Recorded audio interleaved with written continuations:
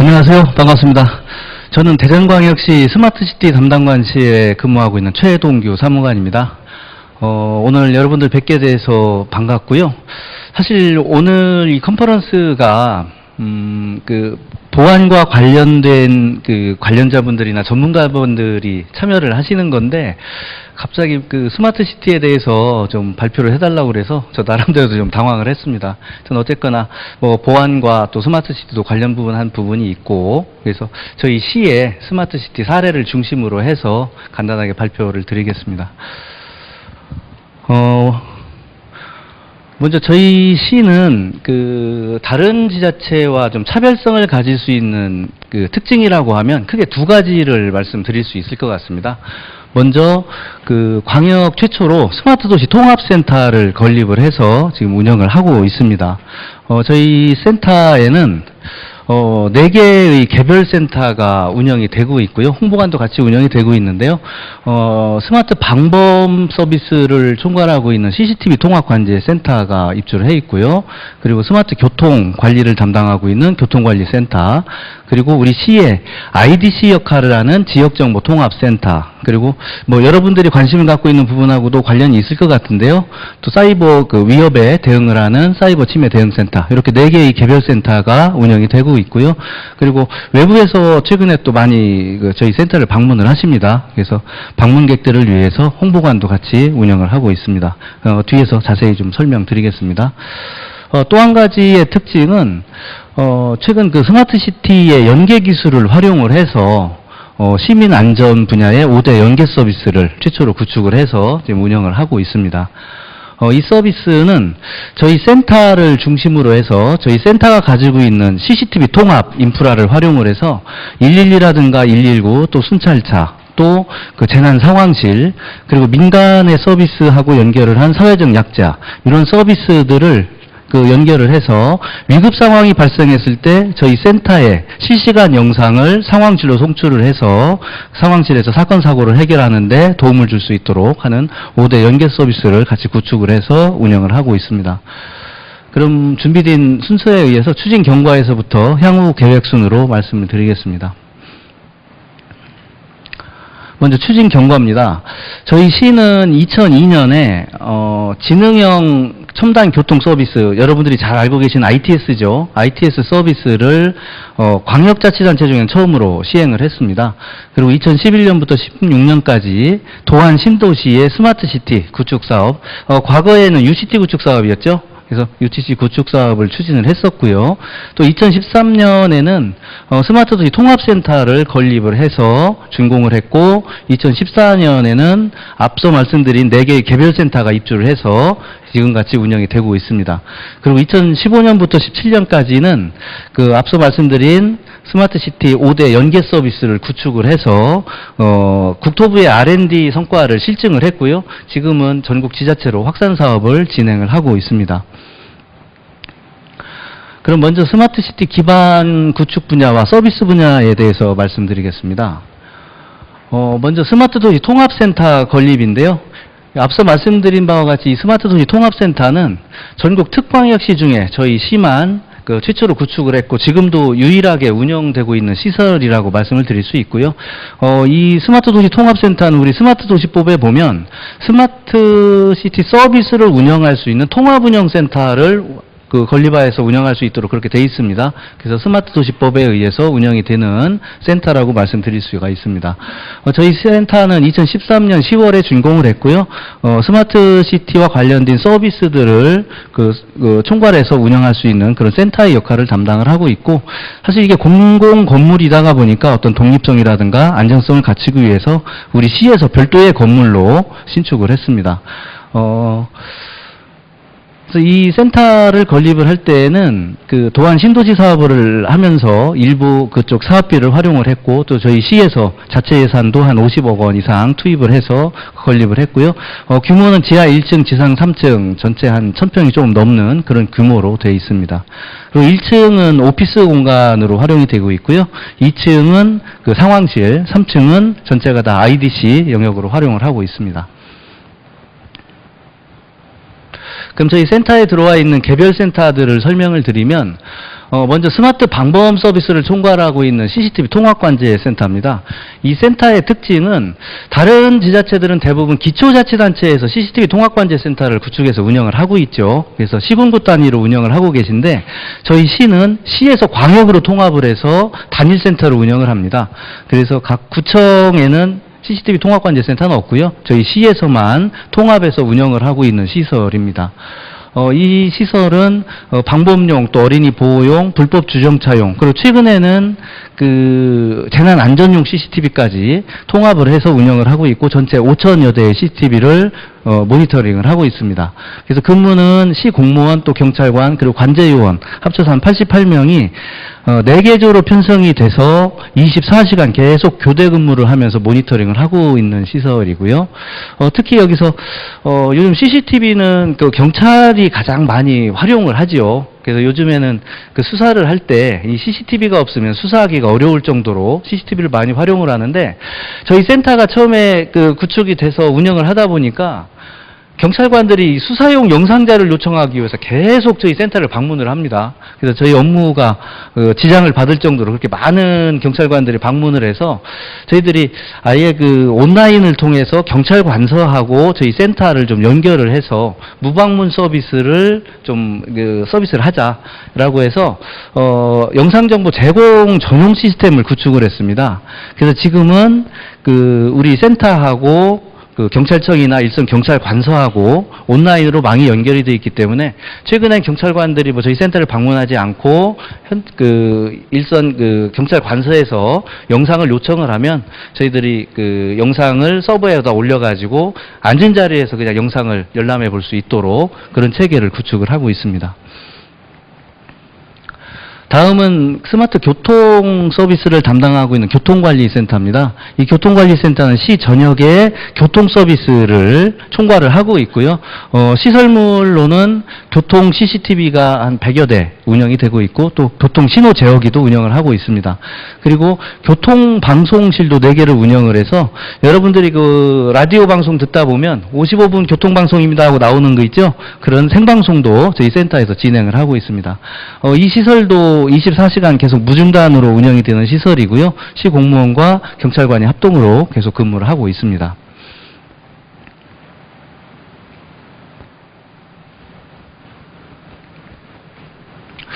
다음은 지역정보통합센터와 사이버 침해 대응센터인데요. 지역정보통합센터는 우리 시의 IDC 역할을 하고 있습니다. 그래서 과거에는 뭐 시 본청 전산실, 또 사업소 전산실, 직속기관 전산실들이 따로 있었는데요.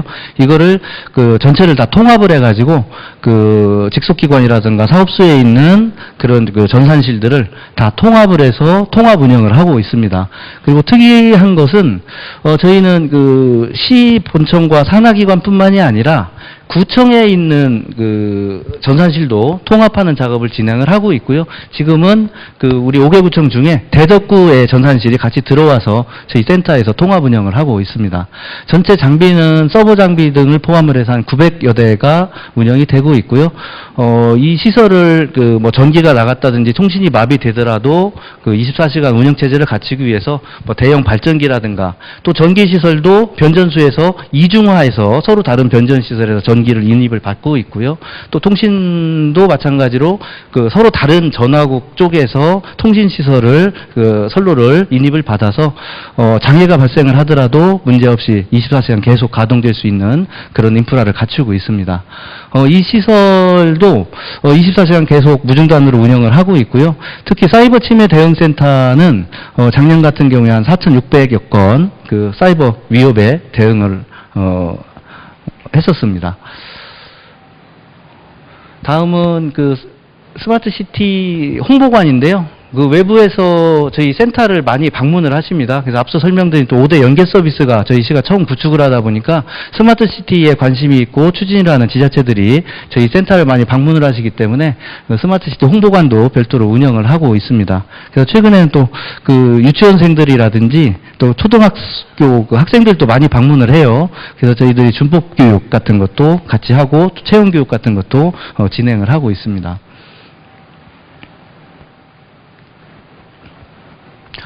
다음은 서비스 분야인데요.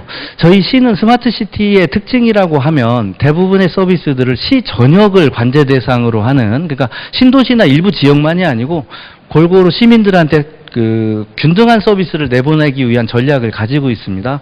그래서 대부분의 서비스들이 시 전역을 서비스 대상으로 하고 있는데요. 먼저 지능형 첨단교통 서비스입니다. 앞서 말씀드린 바와 같이 이 서비스는 2002년 그 월드컵 개최와 동시에 서비스를 개시를 했고요. 지금은 1단계부터 3단계까지 한 16년, 17년 운영을 하면서 계속 고도화를 추진을 해서 사실 비용도 많이 이렇게 투입을 좀 시켰고, 그리고 지금은 ATMS라든지 최근에 개발된 기술인 CITS, 차세대 교통정보 체계죠. 이 차세대 교통정보 체계도 저희 시와 세종시 구간에 시범 설치를 해서 운영을 하고 있습니다. 그리고 지금은 이렇게 운영을 오래 하다가 보니까 데이터도 많이 축적이 돼서 지금 한 50여 종의 650만 건 정도의 빅데이터가 구축이 되어 있습니다. 그래서 교통정책을 수립을 할 때 데이터 분석을 통한 정책에도 활용을 하고 있습니다.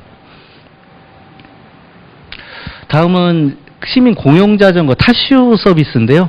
이 타슈라는 이름이 어색하지 않으시죠? 이게 충청도 사투리로 자전거 타슈 할 때 그 타슈를 이름으로 지었는데, 이건 시민 공모에 의해서 이름을 지은 겁니다. 그래서 이 타슈 서비스는 특징이 우리 대전에 있는 전자통신연구원하고 저희 시가 공동으로 운영 시스템을 개발을 했습니다. 그래서 과거에는 외국에서 이런 운영 시스템들을 수입을 했었거든요. 근데 저희 시가 애트리하고 공동으로 이 운영 시스템을 개발을 해서 지금 확산 사업을 진행을 하고 있고요. 현재는 무인대여소가 한 250여 개소가 있고, 또 공용자전거도 2,300여 대를 운영을 하고 있습니다. 그래서 앞으로도 계속 매년 이런 스테이션이라든지 공용자전거도 계속 확충을 하고 있고, 앞으로는 이 공용자전거를 IoT 기술을 활용한 관리 체계로 좀 전환을 하려고 지금 R&D를 일부 진행을 하고 있습니다. 다음은 지하공간 안전감시 체계 시범 구축 사업을 저희들이 추진을 했는데요. 이 지하공간 안전감시 체계 UGS라고 하는데요. 언더그라운드 세이프티. 여러분들이 또 아시다시피 최근에 사회적으로 자꾸 문제가 됐던 불안감을 조성했던 것이 싱크홀이라는 거 있죠. 그 싱크홀 때문에 시민들이 많이 불안해하다가 보니까 정부에서 정부 기관들끼리 협동연구 사업으로 해서 이 싱크홀 문제를 한번 해결을 해보자라고 해서 협동연구단이 구성이 됐었는데요. 전자통신연구원과 건설기술연구원, 또 철도기술연구원, 지질자원연구원, 이 4개의 연구원들은 싱크홀을 발생할 수 있는 그런 원인자들에 대해서 관련되어 있는 기술을 연구하는 연구소들입니다. 그래서 이 연구소들이 협동 연구를 진행을 해서 싱크홀에 대해서 원인 규명도 좀 하고, 또 싱크홀을 사전에 발견을 해서 조치를 할 수 있는 그런 기술들을 개발을 했고요. 작년까지 진행이 됐습니다. 그리고 저희 대전시가 실증할 수 있는 테스트베드 역할을 해서 우리 도시철도 1호선의 갈마역에서부터 월평역, 또 현충원역에 이런 IoT 설비를 구축을 해서 지금 실증 사업을 진행을 하고 있습니다. 다음은 연계 협업 서비스 분야인데요. 이건 앞서 말씀드린 5대 연계 서비스에 대한 부분입니다. 시민이 112에다가 신고 전화를 하죠. 그러면 112 종합상황실에서는 신고자의 위치 정보를 파악을 할 수가 있습니다. 요즘 GPS라든가 여러 걸 통해서. 그래서 위치 정보가 파악이 되면 그 위치 정보를 저희 센터로 전송을 합니다. 그럼 위치 값을 가지고 저희 센터에서 지리정보 시스템을 통해서 반경 검색을 하죠. 반경 검색을 한 다음에 가장 가까운 CCTV 5대를 112 종합상황실로 실시간 영상으로 송출을 해서 그 영상을 보면서 사건 사고를 해결할 수 있는 그런 서비스를 지원을 하고 있고요. 이 서비스의 특징은 사실 112에서 운영하고 있는 통신망 자체가 폐쇄망이죠. 그래서 상당히 중요한 지력망이기 때문에 외부망하고 그동안 연결된 접속을 하지 않았다고 합니다. 근데 저희 시가 이 5대 연계 서비스를 구축하면서 60년 만에 처음으로 이 외부망하고 접속을 했었다. 뭐 그런 얘기를 하더라고요. 그래서 이 서비스는 112의 광역에서 운영하고 있는 그 112 그 상황실하고 직접 연결을 해서 서비스가 되고 있고요. 이 서비스가 쉽게 이루어질 수 있었던 거는 사실 다른 지자체들은 앞서 말씀드린 바와 같이 CCTV 통합습관제 센터가 기초자치단체에서 운영을 하다가 보니까 광역에서 운영하는 112 상황실하고 연결을 하려면 여러 접점 포인트가 필요합니다. 근데 저희 같은 경우에는 광역에서 이런 센터를 하나로 통합을 해놨기 때문에 완포인트로 접점을 가지고 접속을 할 수 있어서 보안성을 유지하면서 그 서비스를 연계할 수 있는 그런 특징이 있어서 저희 시에서 실증을 하게 됐습니다. 두 번째 서비스는 요거는 그 112 긴급영상 지원 서비스의 예시 화면입니다. 그래서 가운데 보시는 요 빨간 점 잘 안 보이는데요. 그 점이 그 신고자의 위치 정보입니다. 이 위치 정보를 기준으로 해서 반경 검색을 해가지고 가장 가까운 CCTV들을 이렇게 추출을 하고 이 CCTV 영상들을 밑에 이렇게 표출을 해서 이 영상을 112 그 종합상황실에서 보면서 그 현장을 지휘할 수 있는 그런 서비스를 제공을 하고 있고요. 또 특징적인 거는 그 사건 사고가 발생하면 실시간 영상이기 때문에 과거 영상도 좀 볼 필요가 있거든요. 그래서 한 20분 정도의 과거 영상도 되돌려서 볼 수 있는 그런 서비스까지 같이 제공을 하고 있습니다. 다음은 112 긴급출동 지원 서비스인데요. 이 서비스는 112 종합상황실에서만 이런 영상을 보다 보니까 현장에 출동하는 경찰관도 현장의 상황을 좀 보고 싶어 하죠. 그래서 현장에 출동하는 순찰차한테 모바일로 해서 무선망을 통해서 모바일 패드에 현장 영상을 송출하는 그런 서비스가 되겠습니다. 그래서 쉽게 말씀을 드리면 범인의 얼굴 봐가면서 현장을 출동한다는 얘기죠. 그래서 순찰차까지 연결을 하는 서비스고요. 이 서비스는 지금 화면이 예시 화면인데요. 경찰관이 출동을 하면서 자기가 출동할 위치에 대한 그 정보를 저희 센터로 전송을 하고 영상을 요청을 합니다. 그러면 저희 센터에서 모바일로 그 전송할 수 있도록 그 영상을 좀 리사이징을 시켜가지고 경찰청에 있는 신속 그 배치 시스템 쪽으로 넘겨서 경찰 무선망을 타고 모바일 패드에 서비스될 수 있도록 되어 있고요. 경찰관이 이렇게 출동을 하면서 사건 위치와 현재 순찰차가 있는 위치까지 해서 도달거리가 얼마 남았다 이런 서비스도 좀 지도 베이스로 해주고 있고 또 현장의 영상도 이렇게 보여주고 있고 또 현재 사건에 대한 개요도 같이 표출을 해서 사건 사고를 해결하는 데 좀 지원을 하고 있습니다. 그래서 이 화면은 저희 시가 만든 거는 아니고요. 중앙에 있는 경찰청에서 그 경찰단에 있는 그런 통신망을 통해서 서비스하는 부분이라서 모바일 부분은 경찰청에서 만들어서 지원을 하고 있습니다. 다음은 119 긴급출동 지원 서비스인데요. 이 서비스가 5대 연계 서비스 중에 가장 많이 활용이 됩니다. 화재라든가 일반 시민들이 불편하면 119 대부분 신고를 많이 하죠. 그래서 화재라든가 구조구급, 특히 구조구급 쪽에 그 신고가 많이 일어나기 때문에 구조구급에서도 이런 영상을 활용할 수 있어서 월 한 650건 정도 저희들이 영상을 송출을 하고 있습니다. 프로세스는 아까 말씀드린 그 112 그 긴급영상 지원 서비스하고 같은 프로세스로 운영이 되고 있고요. 이게 119 긴급출동 지원 서비스입니다. 그래서 전체적인 그 화면은 112에 송출하고 있는 화면하고 비슷하게 구성이 되어 있고요. 여기서 좀 특징은 119 쪽에는 저희들이 카메라 영상을 그 조작할 수 있도록, 조정할 수 있도록 하는 기능을 좀 주고 있는데요.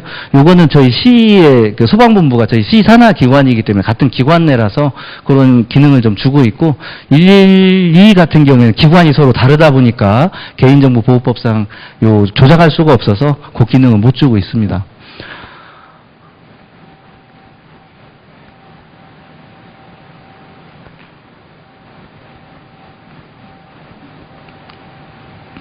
지금 보시는 화면 활용 사례인데요. 작년엔가 그 저희 대전 동구 용진동에서 가스 폭발 사고가 있었습니다. 그래서 그 가스 폭발 사고 현장을 우리 5대 연계 서비스를 통해서 현장을 봐가면서 사건 사고를 처리했던, 지휘했던 그런 화면이고요. 이 화면은 그 화재 사고가 발생을 했는데 자전거를 타고 가던 시민이 신고를 했어요. 근데 이게 외곽 지역이다 보니까 위치가 어딘지를 정확하게 얘기를 못 하는 거죠. 그래서 우리 그 119 센터에서 위치 정보를 파악을 해서 저희 센터에 요청을 했고, 저희 센터에서 영상을 송출을 해서 사고 위치, 그 화재가 발생한 위치가 어디라는 걸 파악을 해서 그 영상을 가지고 그 화재 상황이라든가 위치라든가 이런 것들을 파악을 해서 그 화재를 진압을 했던 그런 사례가 되겠습니다. 그리고 이 사례는 또 소방차가 출동을 하려면 도로의 상황도 좀 알아야 되겠죠. 그래서 소방차가 출동하고 있는 경로에 대한 도로 상황도 저희 CCTV 영상을 통해서 확인을 하는 그런 사례입니다. 그리고 이 사례는 구급 신고에 대한 사례인데요. 그 시민 한 분이 이렇게 쓰러져 있는데 그 시민이 쓰러져 있는 거를 그 주변에서 신고를 했어요. 근데 영상으로 이렇게 포착을 해보니까 응급처치가 필요해요. 그래서 소방 그 구급대가 출동을 하기 전에 그 신고한 시민하고 전화 통화를 하면서 영상을 봐가면서 그 응급처치를 할 수 있도록 지도를 해주고 도움을 받았던 그런 사례가 되겠습니다. 그 지금 사례는 화재 사고인데요. 화재가 발생을 해서 화재가 다 진화진 줄 알고 소방차가 철수를 하려고 했어요. 근데 CCTV 영상을 보니까 지붕 위에서 계속 불꽃이 일어나고 있죠. 그래서 이 영상을 보고 소방차가 다시 그 진화 작업을 한 그런 사례도 있습니다. 그리고 이거는 네 번째 서비스는 재난안전상황 긴급대응 서비스인데요. 이 재난안전상황은 실시간으로 계속 일어나는 상황은 아니죠. 그래서 폭우가 내렸다든지 뭐 태풍이 온다든지 또 폭설이 내렸다든지 그때 재난상황이 발생했을 때만 사용을 하는 서비스라서 이 서비스는 화면 구성이 좀 다릅니다. 이 서비스는 그 재난이 발생할 수 있는 범위에 대해서 CCTV들을 그룹핑화 해놓고 그 지역을 선택을 했을 때 CCTV들이 이렇게 여러 개의 CCTV가 표출될 수 있도록 서비스를 구성을 했고요. 재난 상황이 발생했을 때 재난 상황실에서 이런 영상을 틀어놓고 그 재난이 발생했던 지역을 모니터링을 할 수 있는 그런 서비스가 되겠습니다. 그리고 마지막 다섯 번째 서비스가 사회적 약자 지원 서비스인데요. 이 서비스는 공공 서비스하고 민간 서비스가 같이 결합이 되어 있는 서비스라는 것이 좀 특징이 되겠습니다. 그래서 SK텔레콤하고 지금 서비스를 진행을 하고 있는데요. SK텔레콤에서 유안심 서비스라고 있죠. 그래서 그 안심 서비스의 가입자들이 어떤 위급한 상황이 발생했을 때 저희 센터하고 연계를 해서 그 위급상황이 발생한 그런 그 대상자를 케어해 줄 수 있는 그런 서비스입니다. 그래서 요거 서비스의 프로세스는 좀 약간 특이한데요. 먼저 유안심 서비스에서 웨어러블 기기를 손목에다가 이렇게 찰 수 있는 웨어러블 기기를 지급을 하죠. 그러면 아이들이라든가 독거 여성들이 그 활동을 하다가 위급 상황이 발생을 했을 때 위급 버튼을 누릅니다.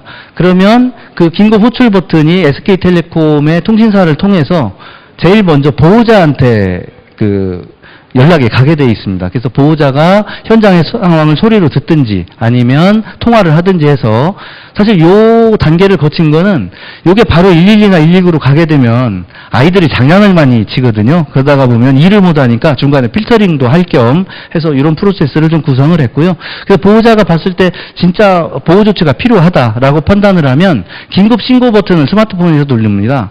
그러면 3자 통화가 가능합니다. 112와 그 보호 대상자인 아이와 3자 통화를 하면서 이 버튼이 눌림과 동시에 저희 센터에 아이의 위치 정보가 통신사를 통해서 들어오게 됩니다. 그러면 이 아이의 주변에 있는 CCTV 영상을 112로 송출을 해서 아이를 케어할 수 있는데 지원을 할 수 있도록 그렇게 구성된 서비스입니다.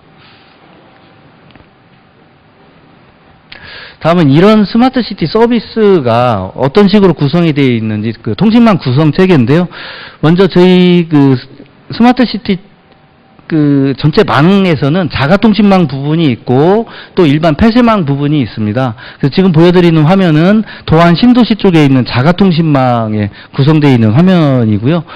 이 자가통신망은 텐지 MSPP 링으로 구성이 되어 있습니다. 그리고 3개의 권역국사가 운영이 되고 있고, 그래서 이 통신망의 백본망이 저희 스마트도시 통합센터하고 연결이 되어 있습니다. 그리고 다음 보시는 화면은 저희 스마트도시 통합센터에서 스마트시티 망만 운영하는 게 아니라 외부 망하고도 연계를 해서 연계 서비스 같은 것을 진행을 하고 있기 때문에 방범 CCTV를 운영하고 있는 방범 CCTV망, 또 112망, 119망, 재난망, 또 사회적 약자, 요건 인터넷으로 접속을 하고 있습니다.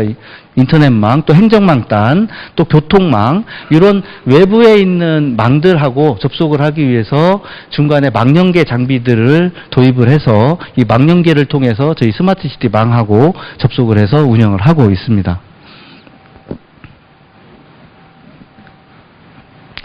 다음은 그동안의 활용 성과입니다. 먼저 정성적인 측면의 스마트 시티 서비스의 활용 성과를 보면 뭐 다른 부분들도 정성적인 부분들은 대부분 다 비슷할 텐데요. 저희 시에서 하고 있는 그 5대 연계 서비스 같은 경우에는 앞서 말씀드린 그런 프로세스들이 다 자동으로 승인 처리가 됩니다. 그래서 자동으로 연계되고 자동으로 승인 처리가 돼서 골든타임을 확보할 수 있도록 그 시간을 지원하는 그런 서비스를 운영을 하고 있고요. 이러다가 보니까 또 담당자도 뭐 승인이라든가 모니터링이라든가 이런 걸 할 필요가 없습니다. 그래서 담당자도 운영 부담을 많이 줄이면서 하는 것이 특징적인 부분이고요. 그 다음에 정량적인 측면에서 보면 저희 그 센터에서 24시간 계속 CCTV를 모니터링을 하다 보니까 현행범을 많이 검거를 합니다. 그래서 지금까지 한 400사건의 현행범을 검거를 했고요. 또 그것뿐만이 아니라 사건 사고 예방 활동도 많이 하고 있습니다. 그래서 겨울에 술 드시고 길거리에서 이렇게 주무시는 분도 계시고 또 청소년들이 이렇게 몰려서 배회하고 있는 그런 것도 있고, 그래서 이런 사건 사고 예방 활동을 하기 위해서 그 경찰이나 소방하고 같이 공조를 해서 사전에 예방도 하고 케어하는 그런 서비스도 같이 진행을 하고 있고요. 그리고 앞서 말씀드린 대로 수사용 영상 자료를 또 엄청나게 많이 공급을 하고 있습니다. 그래서 그동안 한 5만 4천 건 정도의 영상을 공급을 했고요. 또 5대 연계 서비스를 통해서 실시간 영상도 그동안 한 2만 1,000회 정도의 영상을 공급을 했습니다. 그리고 그 밖에도 뭐 학생들이라든가 시민들의 체험할 수 있는 것도 진행을 하고 있고, 또 다른 지자체들이 저희 센터를 방문을 해서 벤치마킹도 많이 하고 있고요. 저희 센터가 통합으로 운영을 하면서 또 큰 특징적인 부분은 사실 이게 기초자치단체에서 운영을 하게 되면 각 그 CCTV 통합관제센터에 경찰관이 다 배치가 돼야 되고 또 24시간 운영을 하려면 여러 명이 배치가 돼야 되겠죠. 근데 이 부분을 광역에서 통합을 하다가 보니까 경찰관의 배치라든가 우리 공무원의 배치가 할 수 있는 그 인력을 많이 좀 절감을 할 수 있습니다. 그래서 그거를 비용으로 따져보니까 1년에 한 18억 이상의 절감 효과도 가지고 있었다라는 걸 말씀드릴 수 있고요. 또 외부에서 저희 그 시의 스마트 시티를 평가한 부분을 좀 보면 국토부하고 미래부에서 매년 스마트 시티 우수사례 경진대회를 합니다. 그래서 저희 시가 2년 연속 또 대상도 수상을 했었고, 또 괄목할 만한 성과가 이 IDC라는 기관에서 평가를 한 겁니다. 이 IDC라는 기관은 글로벌 기관이거든요. 그래서 시장 분석을 전문적으로 하는 기관인데, 이 기관에서 아시아 태평양 지역의 스마트 시티 프로젝트들을 평가를 합니다. 이 평가에서 저희 시의 119 긴급출동 지원 서비스가 공공안전 분야의 최우수 서비스로 선정이 되기도 했습니다. 그리고 작년에는 그 경찰청에서 추진한 대한민국 범죄 예방 대상에서도 우수 기관으로 선정이 돼서 기관 포상도 받았고요. 이런 외부의 평가도 상당히 긍정적인 평가를 받고 있습니다. 그리고 외부에서 최근에는 또 외국의 뭐 연수생들이라든지 또 어린이 또 외국의 도시들에서도 저희 센터를 많이 방문을 하고 있어서 저희 센터를 벤치마킹을 많이 지원을 하고 있습니다. 그다음에 앞으로의 계획입니다. 앞으로 앞서 설명드린 5대 연계 서비스에 좀 추가적인 서비스를 계속 확충을 하려고 지금 진행을 하고 있습니다. 그래서 올 상반기에는 민간 보안업체하고 민간 보안업체에서도 보안 사고들이 많이 일어나고 있죠. 그래서 그런 보안 사고가 일어났을 때 저희 센터와 또 경찰청이 연결을 해서 서비스할 수 있는 민간 보안업체와 공공안전 서비스를 연계하는 부분도 진행을 할 거고요. 또 오늘도 법무부 쪽하고 업무 협의를 했는데 전자 발찌를 착용한 사람들을 모니터링을 하고 있죠. 그래서 이탈을 한다든지 할 경우에도 저희 센터에 CCTV망하고 연결을 해서 그 관리를 할 수 있는 그런 것들도 계속 추가적으로 진행을 하려고 하고 있습니다. 그리고 관제 효율화를 위한 CCTV 선별 관제 시스템도 지금 시범적으로 저희들이 구축을 하고 있는데요. 이 부분은 CCTV가 생각보다 많이 늘어나고 있습니다. 그 행안부에서 그 평균 그 통계를 보면 1년에 한 16.5% 정도씩 CCTV가 증가를 하고 있다고 해요. 그럼 이런 CCTV를 지자체가 계속 모니터링을 하려면 관제 요원들을 계속 늘려야 되잖아요. 근데 그거는 사실 그 재정적인 부분이라든가 여러 가지 여건 때문에 불가능한 상황이라서 지금도 저희 시에서 관제 요원 한 명이 CCTV를 모니터링을 하는 게 거의 한 300대 정도를 모니터링을 합니다. 그래서 사람이 300대 정도를 모니터링 한다는 건 사실 거의 불가능한 수치거든요. 근데 다른 지자체들도 마찬가지고. 그래서 이런 모니터링 기술을 좀 바꾸자. 라는 취지에서 그 영상에서 나오는 그 영상을 좀 분석을 해서 영상 속에 사람이 있다든가 차량이 있는 관제 대상이 있는 CCTV 영상들만 추출을 해서 그걸 관제요원들한테 던지는 선별적으로 던지는 그런 서비스를 지금 시범적으로 구축을 하고 있습니다. 그래서 이 서비스가 구축이 되면 다른 지자체 쪽에서 그 CCTV 관제센터들이 다 공통적인 고민들이거든요. 그래서 그런 부분도 많이 해소를 시켜줄 수 있지 않을까라는 생각을 하고 있고요. 또 지능형 교통정보 체계도 계속 그 고도화를 진행을 하고 있습니다. 그리고 저희 시가 4차 산업혁명 특별시로 선언을 했습니다. 그래서 지금 정부에서도 그 공약사항이기도 하고, 그래서 4차 산업혁명 에 대한 그 기술들을 체험할 수 있는 체험관이라든가 전시관들도 그 구축을 해서 운영을 하고요. 또 IoT 기반의 스마트 빌리지, 이건 그 스마트 시티 부분이 아니고 스마트 홈 부분이죠. 스마트 홈에 대한 부분도 그 좀 진행을 하려고 하고 있고, 또 이런 스마트 시티와 관련된 기술들을 집적을 해서 그 체험을 할 수 있는 스마트 스트리트도 조성을 해서 운영을 하려고 좀 진행을 하고 있습니다. 그동안 저희 시가 그 스마트 시티 서비스를 운영을 하다 보니까 여러 가지 이벤트들에 대한 로그가 또 많이 쌓이고 있습니다. 그래서 한 2, 3년 운영을 하다 보니까 여러 가지 그 이벤트들을 분석을 하니까 여러 가지의 패턴들이 나오고 있습니다. 그래서 이 통계는 지역별로 이벤트의 특성을 분석을 해서 어느 구청이 이벤트가 많이 발생을 했고 또 인구 대비했을 때로 봤을 때는 어느 구청이 많이 발생을 한 건지 이런 부분들도 좀 분석을 할 수가 있고요. 또 거주 인구 대비해서 이벤트가 많이 발생하는 지역 이런 것들도 좀 분석을 할 수 있고, 그래서 패턴을 보니까 좀 비슷하게 이렇게 패턴이 돌아가고 있죠. 그래서 이런 것들도 보면 앞으로 관제를 한다든지 할 때 이런 그 패턴에 의해서 관제요원들도 배치를 하고 하는 부분들을 좀 활용을 할 수 있을 것 같습니다. 그래서 이상으로 저희 시에 그 추진하고 있는 스마트 시티에 대해서 간단히 설명을 드렸습니다. 이상으로 설명을 좀 마치고요. 앞으로 그 스마트 시티에 대한 부분들은 뭐 과거에 UCT일 때는 그렇게 붐 조성이 많이 일어나질 않았는데 최근에는 정부에서도 스마트 시티가 국가 전략으로 이렇게 추진이 되면서 스마트 시티에 대한 관심이 많이 높아지고 있고요. 그동안 UCT와 스마트 시티의 차별점이라고 하면 저희들도 그런 부분들에 주안점을 두고 좀 앞으로 추진을 하려고 하는데 데이터를 좀 모을 필요가 있다. 그래서 데이터를 모아서 그 데이터를 좀 쌓아놓고 그 데이터를 공공에서만 쓰는 게 아니라 민간에서도 좀 열어서 같이 쓸 수 있는, 그래서 데이터 기반의 스마트 시티를 앞으로는 좀 지향을 해야 될 것 같습니다. 그래서 그런 부분에 또 보안 부분도 많이 적용이 돼야 될 것 같고, 그래서 여러분들도 스마트 시티에 좀 많이 관심을 가지고 좀 봐주시면 감사하겠습니다. 이상으로 제 발표는 마치겠습니다. 고맙습니다. 네, 최동기 사무장님 강의 감사합니다. 이번에는 저희 Q&A 시간을 갖도록 하겠는데요. 지금 SNS 쪽에 보면은, 질문이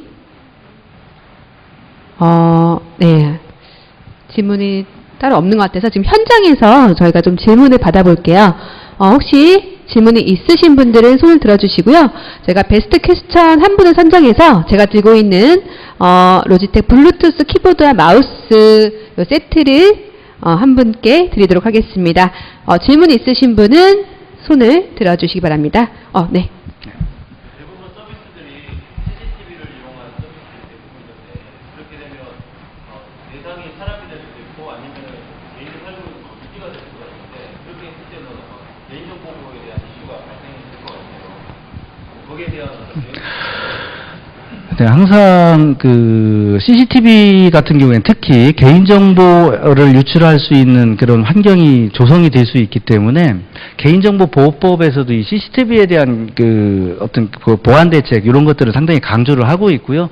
저희들은 CCTV 자체 망 자체가 폐쇄망입니다. 폐쇄망이고 또 이 연계 서비스를 할 때도 개인정보보호법에서 허용을 하는 예를 들어 범죄의 수사와 관련이 된 부분이라든지 개인의 신체 재산과 긴급한 상황일 때 이런 경우에만 연계 서비스를 제공을 하고 있고요. 그 이외에는 대부분 그 영상을 본인이 본인의 자료를 요청을 할 경우에만 어떤 공개 청구라든지 이런 거에 있어 제공을 하고 있고 그 이외에는 사실 이 영상이 외부로 나가는 일은 거의 없다. 그래서 개인정보는 철저히 저희들이 보호를 하고 있는 상황이라고 말씀드릴 수 있을 것 같습니다. 네. 또, 네, 두 분인데 먼저. 보안사고는 내부자에 의한 유출 사고도 많이 있을 텐데요. 영상 정보에 대한 무선 연락이라든가 이런 것들에 대해서 사후 감사 시스템이나 이런 것들은 어떻게 준비하고 있을까요?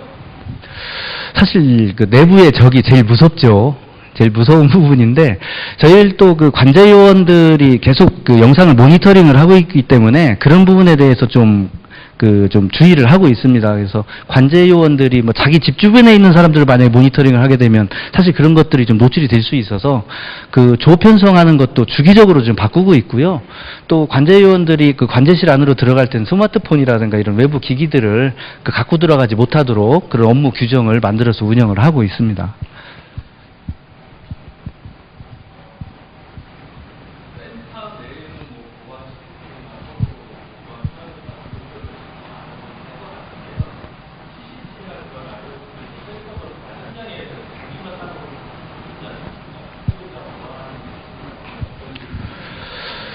사실 현장단에 있는 장비들에 대한 보안은 뭐 일반적인 보안 이외에 어떤 특별한 보안 장치를 별도로 하고 있지는 않습니다. 물론 통신망에 대한 건 당연히 폐쇄망이고 전용 회선을 쓰고 있기 때문에 또 중간에 그 VPN이라든가 이런 장비들을 놓고 운영을 하고 있기 때문에 그 회선단에서부터는 어느 정도 보안성을 가지고 있는데 실제 현장단에 있는 CCTV라든가 이런 장비들에 대해서는 특별한 보안은 뭐 저희들이 하고 있는 것 같지는 않고요.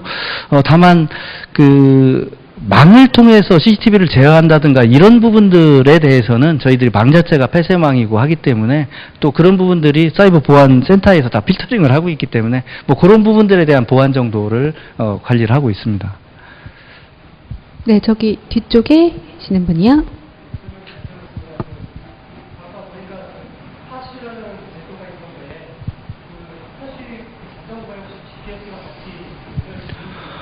지금은 IoT와 관련된 그런 기능들은 들어와 있질 않고요. 그냥 스테이션에서 자전거를 발치하고 또 반납하고 하는 기능들만 들어가 있습니다. 그래서 이번에 저희 시가 5G 기가코리아 사업에 R&D 과제를 참여를 하고 있거든요. 그 꼭지에서 자전거 타수에 대한 궤적도 좀 같이 넣어서 IoT 망을 통해서 정보를 수집하는, 사실 요즘에 이 자전거가 어떻게 보면 이제 녹색 교통수단으로 또 많이 활용도 될 수 있고 스마트 모빌리티의 한 역할을 할 수가 있습니다. 그러다가 보면 이 자전거에 대한 추적도 필요한 부분이라서 저희들이 그런 부분은 이제 R&D를 통해서 지금 계획을 하고 진행을 하고 있습니다.